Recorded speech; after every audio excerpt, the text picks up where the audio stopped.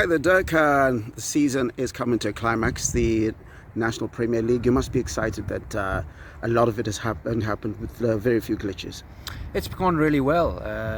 When you say coming to a climax, the domestic season only just starting, but what a way to start the season with the NPL. And as we enter into the last couple of days, it's all still up for play. And we're looking at four teams that could win it. I mean, for the longest period, it looks like Gladiators is going to run away with it. But when we go into tomorrow's matches, Takashinga 2 and 1 could still win it. And Uprising are in there with a shout. And the blockbuster for you is that all those teams play against each other. Yeah, it's like you said, we can't script that. Now, how it's turned out has just been fantastic. Sometimes you run tournaments and you look at the just ended Asia Cup final between India and Sri Lanka. Sri Lanka 50 all out, and it's a seriously horrible anticlimax.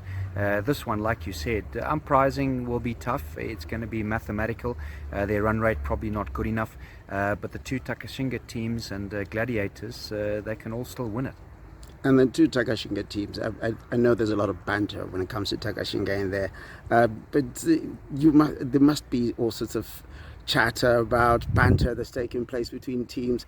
I think earlier on I saw Elton Shigumbura just come back, the coach for Takashinga 2. He's like, I'm going to get it too.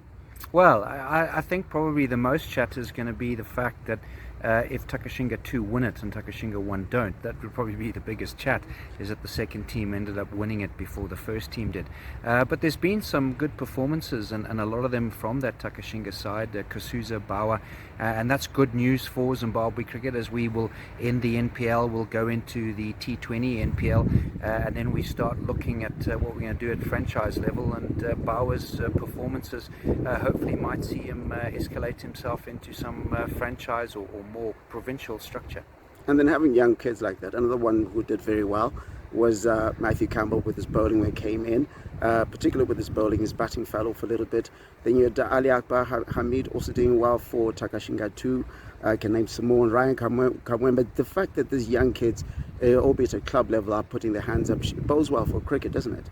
It does. It bodes very well for cricket. You know, we've spoken for a while about our senior statesmen getting a little bit long in the tooth, and it's time that we need to start looking at that up-and-coming crop that will one day hopefully succeed those guys. And it's exciting to see those names that you've mentioned are players that hopefully we will see in provincial cricket this season. That hopefully will put their hand up there, and who knows, a bit of A cricket. Now, this is your first season doing a full NPL. What do you think has been your successes and some of your challenges?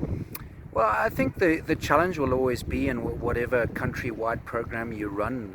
It's trying to get cricket to all corners of Zimbabwe. That's always going to be a challenge. Successes have been the exact that. The fact that we are seeing more clubs play this year, it moved to 14 teams. So probably the challenge more logistically. Getting players that are playing in Matari to play against players that are in Bulawayo, it's a big distance. So that has been a challenge. We've managed to come through.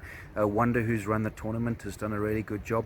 And we'll grow from that. We'll learn from the little challenges we've had, whether they've been logistics or other things.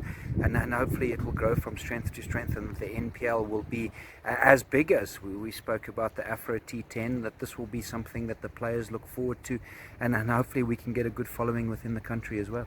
And that bringing cricket to the fans, it speaks to people seeing their own players putting up stats at a national level, doesn't it? It does. I think more from an NPL perspective is if you're a cricketer in Kadoma and you feel that you have something to offer, there's an element of a pathway now. If you're a player in Masvingo, wherever it might be, there's an opportunity for you that you can get to an NPL. And like you said, you spoke about a Bauer who needed to showcase what he can do. He's got himself some hundreds this season, which means that he puts his hand up for a potential contract at provincial level, or at least fit into those structures. So that's exciting for any player out there that feels that maybe he's got a little bit of skill. You know, he'll come and watch the Afro T10, he'll watch the international games, and he'll be doubting or questioning himself on how he gets in there. This is the tournament to showcase what you can do. Get into an NPL side and go and showcase what you can do, because there's opportunities that will come for you in time. And how's the Zimbabwe Cricket app been an asset in popularizing the NPL? It's been fantastic. I think the NPL tournament alone has seen over 300,000 people that have clicked into that app to have a look.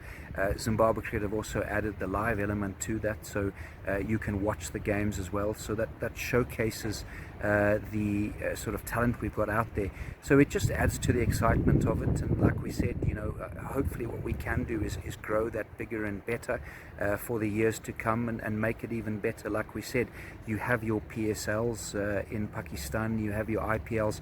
Why can't Zimbabwe have its own iconic homegrown tournament that really offers young up and coming players an opportunity to showcase that? It's broadcast, it's on a live app, ball by ball, and I think that can do it, that NPL can achieve that. And then finally, who you are rooting for tomorrow? I don't know. I'm sort of a little bit impartial. I think that it would probably be, sport is a great leveler. I think from a sort of consistency level, it will probably be a little bit sad if Gladiators don't win it. They've been the most consistent team. Having said that, the two Takashinga teams have only lost one game.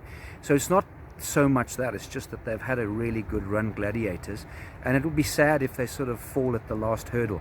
But they're going to be up against some really skilled and probably more experienced players. The Takashinga players have got a lot of experience, and it all counts tomorrow and Thursday. It's come down to the last day on who's going to hold their nerve. Okay, all the best. Thank you. Cheers.